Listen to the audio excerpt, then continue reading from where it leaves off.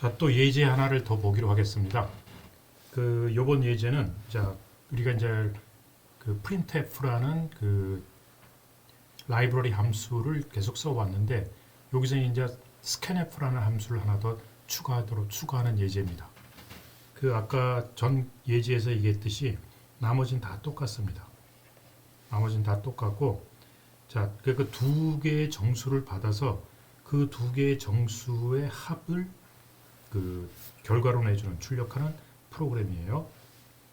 그래서 첫 번에 이제 이렇게 저장소 쪽, 이게 나중에 변수라고 얘기하는데, 변수 xy 썸을 선언을 해주고, 변수 선언을 해주고, 이런 변수 선언은 항상 함수의 맨 처음에 이루어져야 된다고 그랬죠.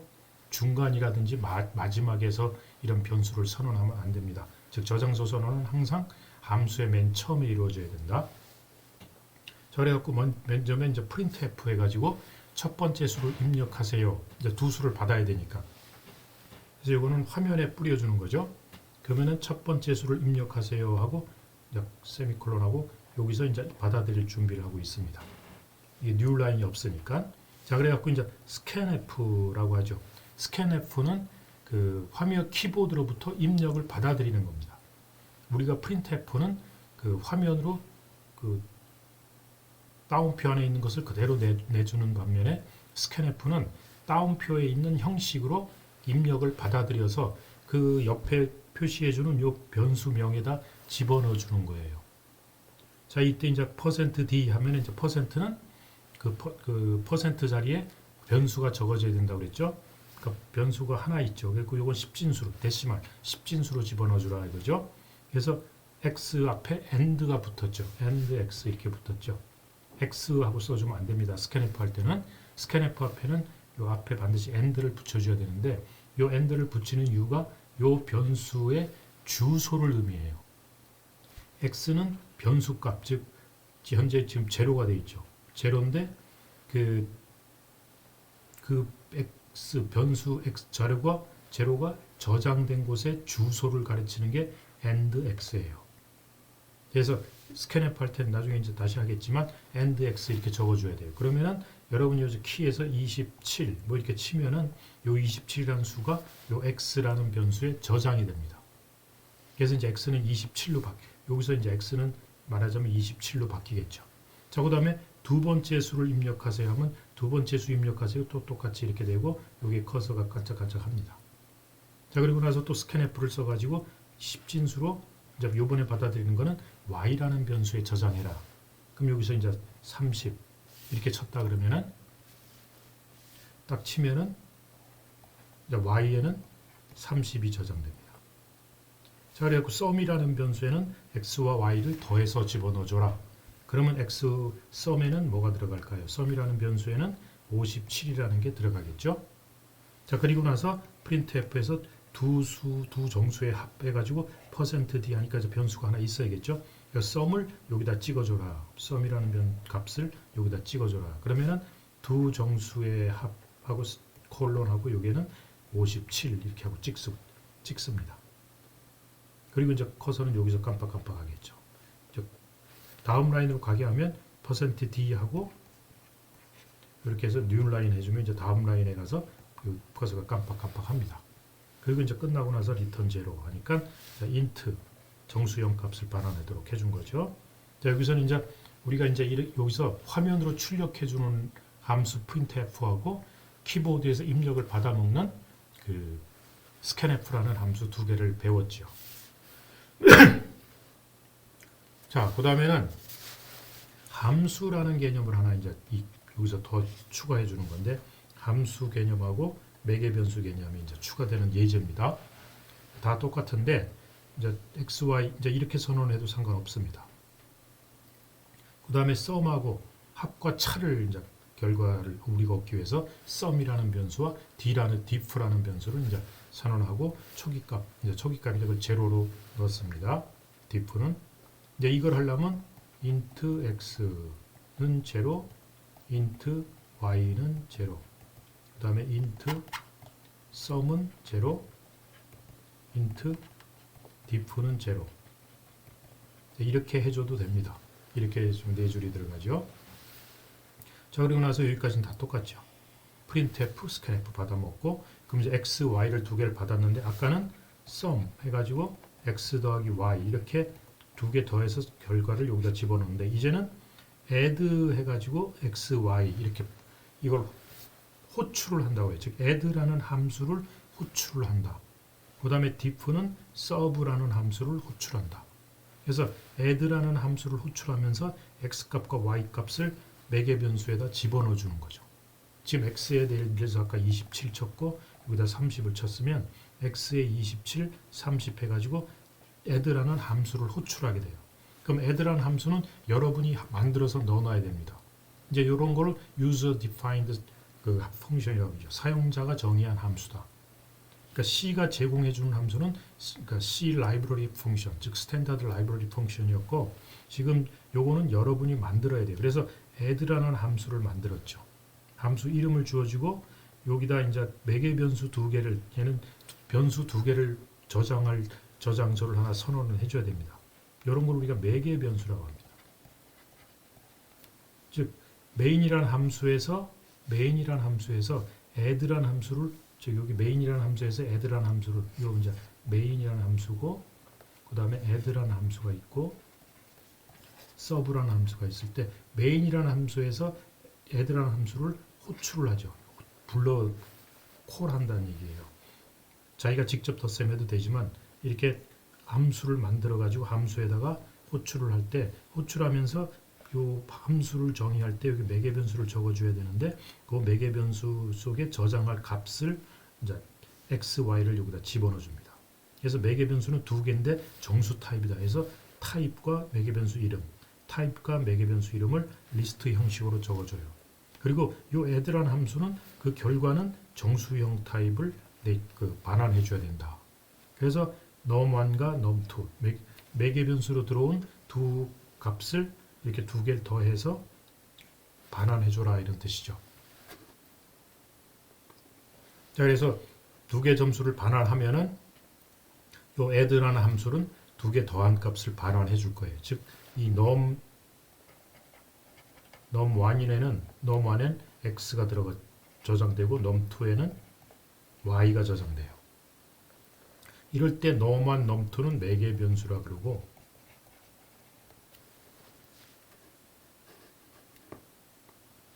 그리고 이제 이 x, y는 요 매개 변수 num1과 num2 요거는 매개 변수라 그러고 이때 x가 1로 저장되고 y가 1로 저장되는데 이때 x, y는 요 일반 요 메인 함수에 있는 정의된 변수 값을 이때 넣어줄 때 매개 변수에 저장되는 값을 뭐라고 부르냐면 인수라고 부릅니다. 인수. 그래서 인수 값이 요게 이제 x고 y가 인수 값으로 해서 들어가서 그래서 x 값이 num1에 들어가고 y 값이 num2에 들어가면 함수 내에선 x, y를 사용할 필요가 없어요. 그때부터는 num1에 x가 있고 num2에 y가 있기 때문에 num1과 num2를 갖고 사용하면 됩니다. 그래서 두 개를 더해서 반환해주고 sub라는 함수는 두 개의 x, y를 받아서 뺀 값을 반환해주는 거죠.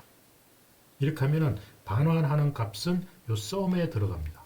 add를 호출하면 add에서 이제 반환을 하는데 그 반환한 값은 여기에 sum이라는 데 저장됩니다. 그럼 이제 sub라는 걸 호출하게 되면 그 반환하는 값이 diff라는 변수에 저장이 됩니다. 무슨 얘기인지 알죠? 그래가지고 이제 printf 해가지고 두 정수의 합을 할 때는 sum을 프린트해주고 두 정수의 차를 할 때는 diff를 프린트해주면 되는 거죠. 무슨 얘기인지 알겠죠? 대충 감을 잡고 있죠? 자세한 사항은 이제 함수 같은 걸 하면서 좀 자세한 건 할 겁니다. 나중에. 자, 그래서 아까 얘기했듯이 그 함수 호출이라는 개념은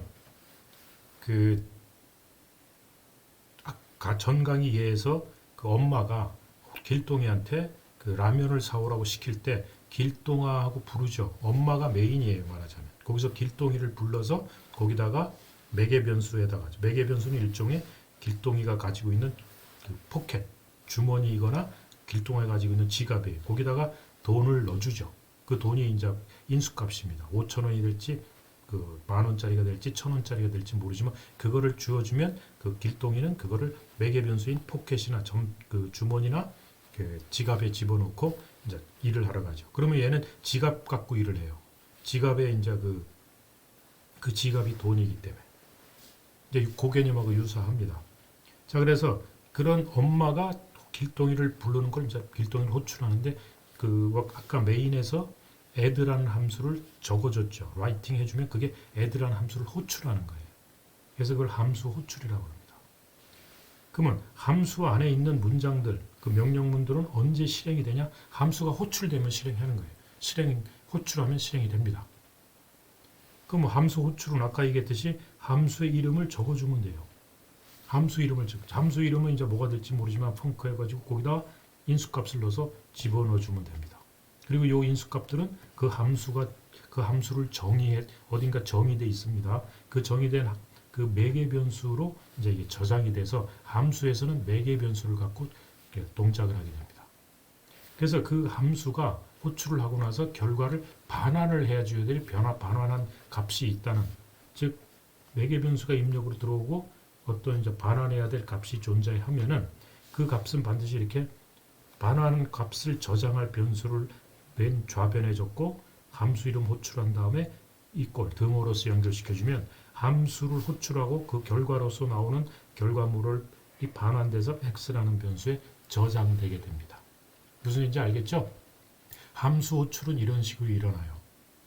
그래서 C 프로그램을 구성하고 있는 함수들 중에서 가장 먼저 실행된 함수가 전번에 얘기했듯이 메인이라는 함수예요. 그래서 C가 함수들의 집합이었는데 최소한 하나의 함수는 있어야 된다. 즉 메인이라는 이름을 가진 함수는 무조건 존재해야 됩니다. 그리고 메인이라는 함수는 보통 반환형 int하고 메인 이름 같고 여기는 보통 이제 void 매개 변수가 없어요. 없는 함수로서 보통 이렇게 만들어집니다. 일반적으로. 자, 이렇게 아까 이제 그 메인이라는 함수가 입력을 받고 이제 뭔가 인풋, 프로세스, 아웃풋 형태로 이렇게 반환값이 있으면 이렇게 내주고, 그 다음에 그 인풋이라는 함수, 그 다음에 아웃풋이라는 함수, 프로세스라는 함수를 이렇게 인풋하고 함수를 호출하고 또 프로세스라는 함수를 호출하고 아웃풋이라는 함수를 호출하는데 일단 메인도 일반적으로 이걸 받을 수가 있어요. 그러나 지금 메인은 여러분들 이렇게 만들어져 있죠. 이게 막혀서 인풋 안 받는 걸로 되어 있죠. 보이드로 많이 쓰기 때문에. 그러나 나중에 이제 메인 함수도 입력을 받을 수 있다라는 걸 이제 얘를 어떻게 해서 입력을 받는가 하는 걸 이제 그때 가서 공부하기로 합시다. 그래서 인풋이라는 함수도 입력을 받고 뭔가 이제 입력 처리하고 출력하고 이런 형태로 함수라는 게 그 I4 형태로 이루어졌다라는 것을 강조해주기 위해서 여러분들 보여주는 거예요. 그래서 어떻게 되면은 이제 인풋 이 함수에서 받은 반환 값은 다른 프로세스에 또 입력값으로 전달되기도 하고 요의 또 반환 값이 다른 함수에 입력으로 전달되기도 합니다. 이런 과정이 이렇게 해서 이렇게 이 어떤 함수의 그 반환 값이 다른 함수의 입력값으로 전달되고 또 이 함수의 반환 값이 다른 함수의 입력값으로 전달되는 게 이런 IPO 모듈을, 즉 함수 모듈을 조합하는 거죠. 조립하는 거. 이건 이제 프로그래머의 그 뜻에 따라서 이제 이거를 1로 넣을 수도 있고 이걸 1로 넣을 수도 있고 또 이거를 돌려서 1로 넣을 수도 있고 뭐 1로 넣을 수도 있고 그거는 이제 프로그래머에 의해서 결정됩니다. 자, 그러면 함수를 이제 어떻게 생겼는가 하는 걸 간략하게 한번 살펴봅시다. 함수는 함수 헤더와 함수 몸체로 구성된다. 그래서 예를 들어서 요게 보면은 함수 헤더 요거를 우리가 함수 헤더라고 합니다. 함수 헤더는 그래서 반환형 앞에 적고 그 다음에 함수 이름 적고 그 다음에 매개 변수 리스트 이렇게 적어줍니다. 그리고 이제 중괄호 치죠. 그러면서 중괄호 닫을 때까지 나오는 이것을 우리가 함수 바디라고 해요. 함수 몸체. 그러니까 중괄호 여는 게 함수 바디의 시작이고 중괄호 닫은 게 함수 바디의 끝입니다. 그래서 함수를 만들 때는 반드시 함수 헤더를 먼저 설계를 해야 돼요. 이 함수는 반환형을 뭐를 가질 거고 이름은 뭐로 할 거고 매개 변수는 뭐를 가진다. 뭐 3개가 가질지 하나를 가질지 없을지 4개를 가질 수도 있고 요거 개수는 제한되지 않아요. 그러나 이제 메인에서는 이게 없었죠. 자, 그래서 그 함수 헤더와 몸체가 이제 이런 형태로 분리된다라는 거. 이게 함수 헤더예요. 그 int는 요 함수가 반환하는 값의 유형, 즉 정수형을 유형한다. 메인은 함수 이름, 그리고 요거는 입력이 없다는 의미예요. 즉 매개 변수가 있을 수도 있고 없을 수도 있고. 그 다음에 이제 요게 몸체죠. 함수가 하는 작업입니다. 그리고 문장들로 이제 명령어들로 구성되고 여러분들이 이제 여기를 구성을 해야 되죠. 문장이 하나도 없을 수도 있어요.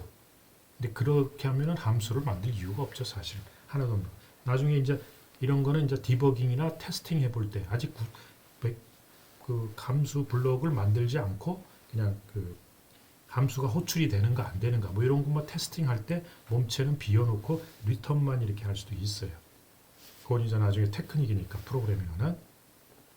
요 이제 리턴 문장은 함수를 종료하는 거예요. 종료하는 뜻이고 값을 반환해야 될 값을 리턴 다음에 적어줍니다. 세미콜론을 통해서.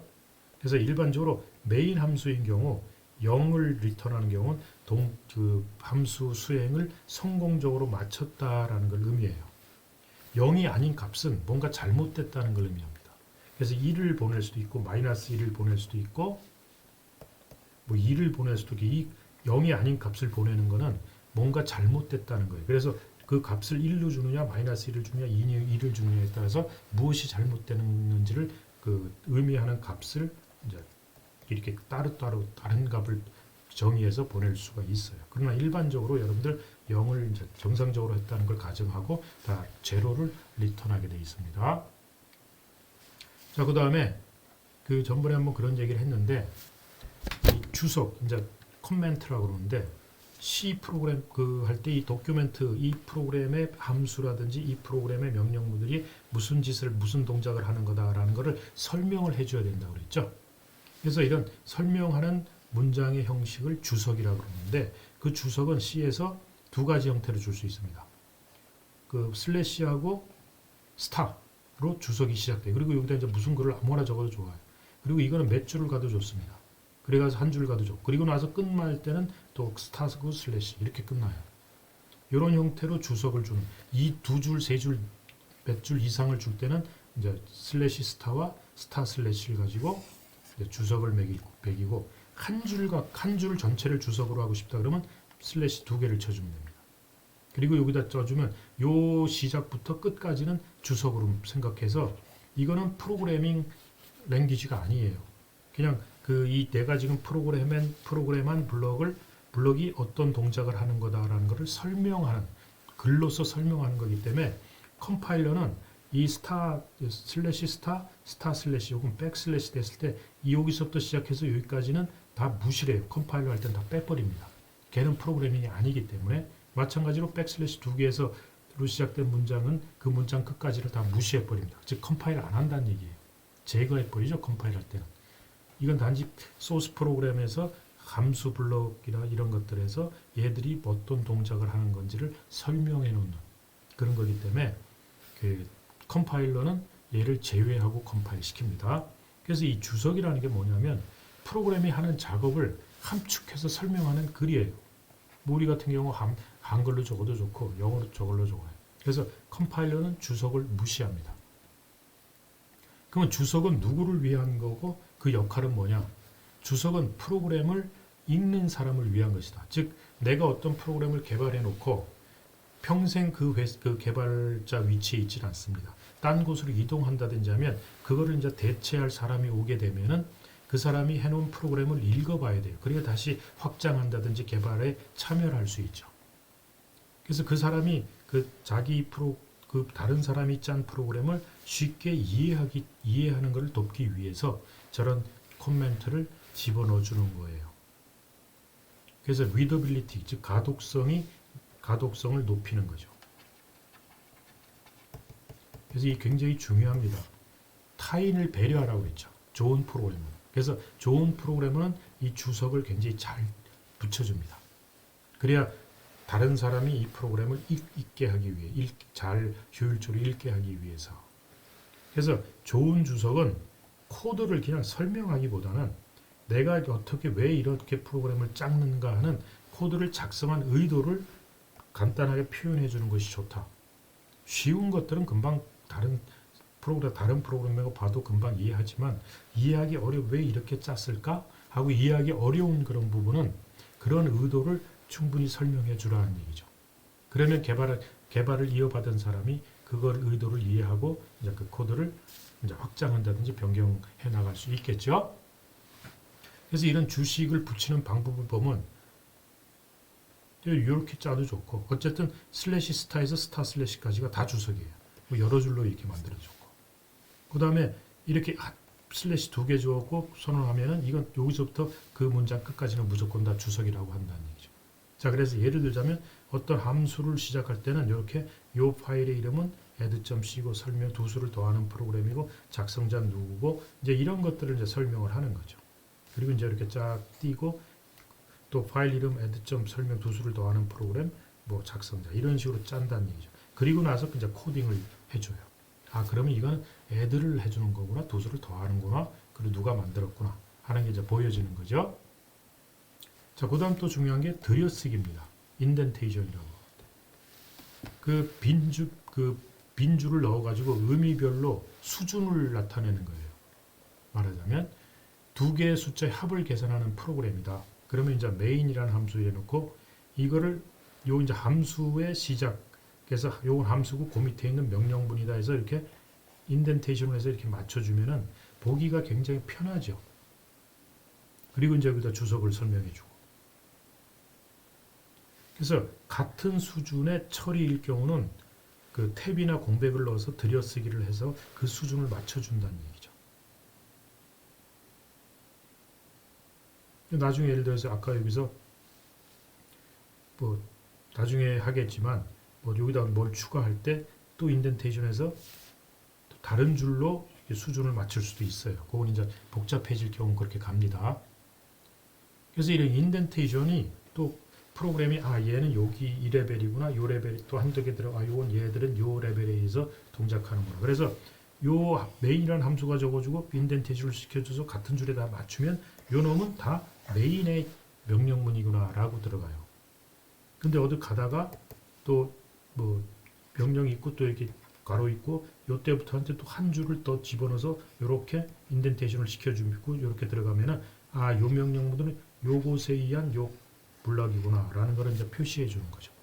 그래서 이런 주석과 인덴테이션을 적당히 잘 집어넣어서 그 프로그램을 읽기 쉽게, 이해하기 쉽게 해주고 또 보기 편하게 해준다는 얘기죠. 만약에 이런 주석과 들여쓰기 없이 그냥 이렇게 적었다. 이러면은 이 메인 함수에 그냥 다 똑같이 이렇게 줄을 맞춰주면 보기 안 좋죠. 그리고 주석도 하나도 없어요. 그렇게 되면은 이 프로그램이 도대체 의도가 뭐고 왜 작성했는지도 모르고 들여쓰기도 안 돼 있어서 같은 수준에 있는 명령문들이 어떤 것들인지 구분이 안 갑니다. 그래서 여러분들이 인덴테이션, 들여쓰기를 초기에 안 하고 그냥 이렇게 프로그램하는 경우가 많아요. 이렇게 하지 마세요. 여러분들 수준에 맞게 그 명령문들의 어떤 블럭에 맞도록 가능하면 인덴테이션을 하는 연습을 하세요. 그게 굉장히 중요합니다. 여러분 과제 같은 거 보면 거의 인덴테이션 안 하는 애들이 있어요. 알겠죠? 그래서 예를 들어서 이런 저축액을 계산하는 프로그램이다. 그러면은 메인 함수에서 그 월급, 그 다음에 저축액, 디포짓 이렇게 변수를 잡고 월급을 입력하세요. 하면 이제 그 입력하고 그거를 받아 먹겠죠. 그래서 셀러리라는 변수에 저장을 하고 그 다음에 디포짓은 그 월급을 그 1년, 10년 동안 매월 월급을 저금하겠다. 그러니까 물론 이건 쓰지도 않고 모든 월급을 다 저금하는 케이스예요. 그러니까 10년 동안 12개월 하는 거니까 그 120개월을 저축하겠죠. 그러면 10년 동안 저축액은 디포짓하고 찍겠죠. 그 월급을 입력하세요. 그래서 200만 원 하고 찍어주면은 2,400만 원이 나온다는 거죠. 아니 그런가요? 아니지. 200만 원을 뭐 월급이 이제 200원이다. 그러면 24,000원을 찍게 돼 있다는 거죠. 무슨 인지 알겠죠? 프로그램 쉽죠? 자, 그 다음에 이제 원의 면적을 계산하는 프로그램이에요. 원의 면적을 계산하는 프로그램 보면은 반지름하고 이제 면적 해가지고 반지름 입력하세요 하면 반지름에 입력을 받아먹고, 그리고 나서 면적은 3.14 곱하기 반지름 곱하기 반지름, 그 파이 r 제곱이죠. 면적은 원주율 곱하기 반지름의 제곱, 이렇게 표시하는 거죠. 그래서 원의 면적은 이제 %f, %f 어떻게 하지? D로 좀 찍었는데 이건 십진수예요. 근데 %f 이름은 실수로 찍어라, 즉 소수점으로 찍어라는 얘기죠. 그래서 에어리어를 찍어라 하면은 입력하세요 하면 요 입력도 실수로 바뀌었다 그랬죠. %f로 바뀌었다. 그러니까 실수로 5.0 해주면은 78.5 이렇게 이제 찍게 되어 있습니다. 이제 알죠? 그 다음에 이제 이 환율 계산하는 프로그램, 해가지고 메인 해가지고 이제 환율, 그 다음에 US 달러, 그 다음에 KRW 한국 원화 이거죠. 그래서 달러에 대한 원화 환율을 입력하세요 하면은 이제 그래갖고 실수로 받아서 레이트에다 집어넣습니다. 그게 이제 928원, 928.78원이다. 1달러가 이제 레이트를 적어주고 원화 금액을 입력하세요. 그러면 이제 또 KRW에 전화하고 원화는 일십, 백천, 만십만, 100만 원을 집어넣어줬어요. 십진수로. 그러면 달러로 하면은 KRW를 레이트로 나눠주면 되죠. 그러면 이제 US 달러로 이제 값이 그럼 100만 원이 현재 몇 달러일까? 그래서 원화 %D1은 %F 달러입니다. 그럼 %가 2개 나왔기 때문에 변수 2개를 찍어줘야 돼요. 그 KRW 원화 100만 원은 그 다음에 US 달러로 요 USD를 찍어줘요. 1076.682204 달러다. 하고 여기는 이 뉴 라인을 찍어줬죠. 그러니까 다음 라인으로 값서 다음 라인으로 가가지고 그 커서가 반짝반짝하고 있습니다. 간단하죠? 이렇게 이제 여러분 printf라는 함수하고 scanf라는 함수를 이제 간단한 것 해주기 위해서는 입출력이 필요하니까 먼저 여러분한테 알려준 거고, 변수라는 개념, 함수라는 개념, 요거를 이제 쉽게 지금 알려준 거예요.